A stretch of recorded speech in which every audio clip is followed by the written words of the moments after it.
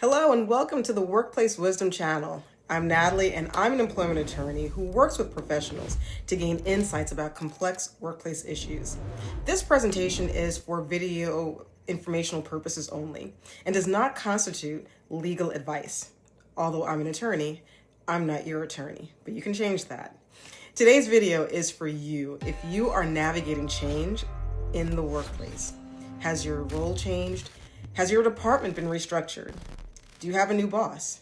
Maybe you're unsure whether to stay, move, or pivot, and you are looking for clarity. Every week, I share strategic insights that help you move from panic to problem solving. And so today, we're jumping into problem solving, the moment where you feel like you want to pivot. Today, I'm discussing the importance of clarity with our careers and our purposes in life. As many of us feel uncertainty in the workplace, you may be considering whether you should make a career move. For some, that decision has already been made for you, and you're considering what's next.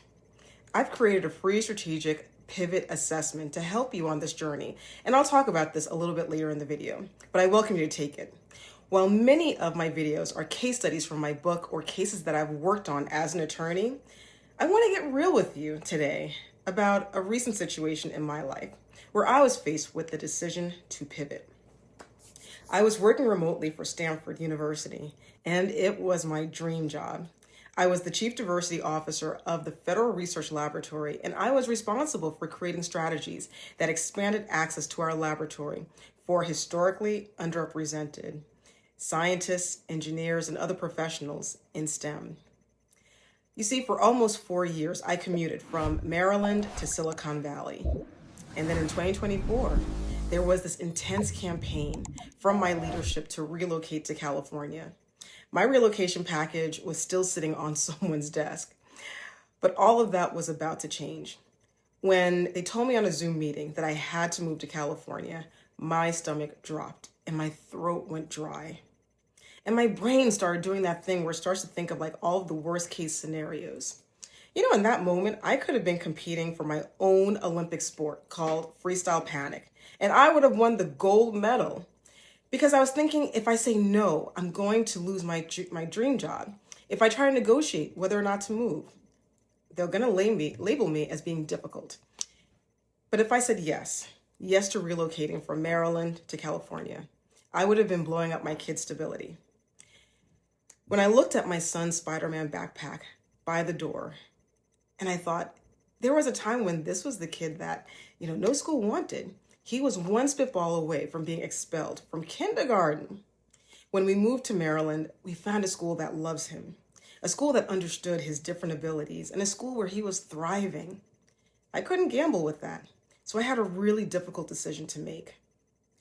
When we are faced with difficult workplace decisions, we often get overwhelmed by the decisions that are swirling around our heads and sometimes hitting us right in the face. Instead of panic, I paused and I asked 3 crucial questions. 3 questions I welcome you to ask when you are faced with a moment of panic. Number 1, what leverage do you still have in the workplace? Number 2, how do you use your leverage? And number 3, what does alignment look like now and not years ago? For me, it was 3 years ago. As an employment lawyer, I've seen this moment play out countless times. Every role has a season, and staying past alignment quietly costs you professionally and emotionally. Now, don't get me wrong. I had a bevy of emotions. I was pissed, I was scared, and I was sad. But I didn't make an emotional decision. Instead, I assessed timing, my options, and the workplace landscape. By answering a series of questions, knowing who to talk to, and knowing what to ask for, I had clarity, and that clarity changed everything. I decided to leave Stanford, but I didn't leave because I was done. You know, that feeling of when you are disgusted over nonsense endured, done. And I left because the ground had shifted, and I paid attention. I knew what to say to my leadership to get the terms that made sense to me as I was departing. Here is what I see over and over again. People don't leave too early. They leave without knowing what to ask for. and what they could and should be asking for. There are times when the pivot could simply be moving into a new role or a different department, but without clarity, they burn good bridges with their employers. And if they decide that it is time to leave the organization, they simply take what's offered, or they take nothing at all. They leave before understanding how much leverage they still have and don't know what to ask for. And they don't know what will make them feel whole. Remember, it might feel like you're out of options, but often you still have power. Many people leave jobs without understanding this leverage. They rush to making decisions. They miss out on potential roles or measures that could align with their needs. Now, some leaders are questioning their place.